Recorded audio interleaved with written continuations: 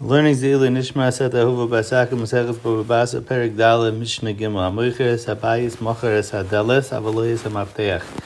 If someone sells a house, it includes the door, but not the key. The Rashbam explains because it includes anything which is kavua, but not something which is metaltalin, not something which is a movable object. Even though the key is in the door, but it's technically movable, so it's not included in the sale of the house. Mocher is a machtesh hakavua, again, because it's like the karka. V'lo is a metaltelis, but not something that's movable, so it's not included in the sale of the house. Machtesh is something that's used to chop the wheat with. Mocher is it's tarbol, avaloyas hakelis. When you're selling a mill, it sells the grinding stone, which is kavua, but not the piece that's used to catch the wheat that's put inside of it, because that's movable. V'loyas hatan or v'loyas hakirayim, it doesn't include the ovens, which are movable.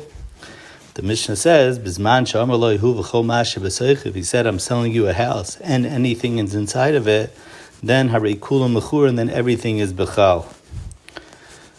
Mishnah Dalet hamoicher is hachatzer. If someone sells a yard, so here is a machlokes. Tanakama says, "Macher abatim boiris yichin u'moiris." It includes the houses and the pits in the yard. Avaloyis and metaltalin, but again, it doesn't include anything that's metaltal, so it's similar to a house.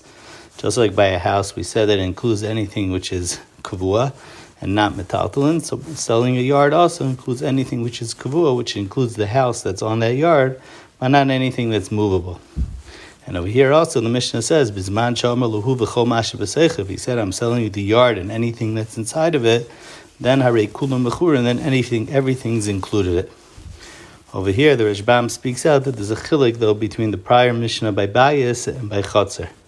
Because by bias, even though you said, "Hu v'chol ma'aseh b'seicha," that I'm selling you the house and anything is inside of it, so it includes metaltalin, it still has to be metaltalin that are meyuchid for this specific house. But metaltalin that have no shaykhs to the house, then he doesn't mean it to be mevatal to the house. And when I'm selling you the house, he doesn't include those metaltalin, only metaltalin which are meyuchid to this house.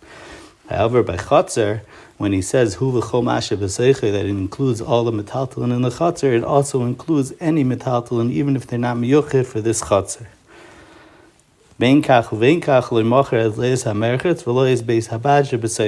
Tanakama that says when I sell you a house, a yard, a chutzner, it includes the house, it doesn't include the oil press or the washing, the beis hamerchetz that's inside of it. That's the sheet of the Tanakama by chutzner. Rabbi Eliezer says, if someone sells a yard, it does not include the house. All it includes is the airspace of the yard. A chotzer is different than bayis, and when I sell you a chotzer, I am only selling you the chotzer and not selling you the house. Rashbam asks, according to the shita that holds dam and maidian, which you're going to learn later on, that you could tell from the amount that's paid, so you should be able to tell if you're buying a piece of land with a house, it's a very different amount of a price than buying a piece of land. So how much did he pay? Did he pay an amount that would include the house or not include the house? So the Rashbam says that since Eino no lekarkois, you could charge as much as you want and the mechir would still be chal, so mainly you don't look at the price, and no matter how much the price is, but when you sell, according to Rabbi Eliezer, when you sell the yard, it does not include the house, even if the price would seem that it would include the house.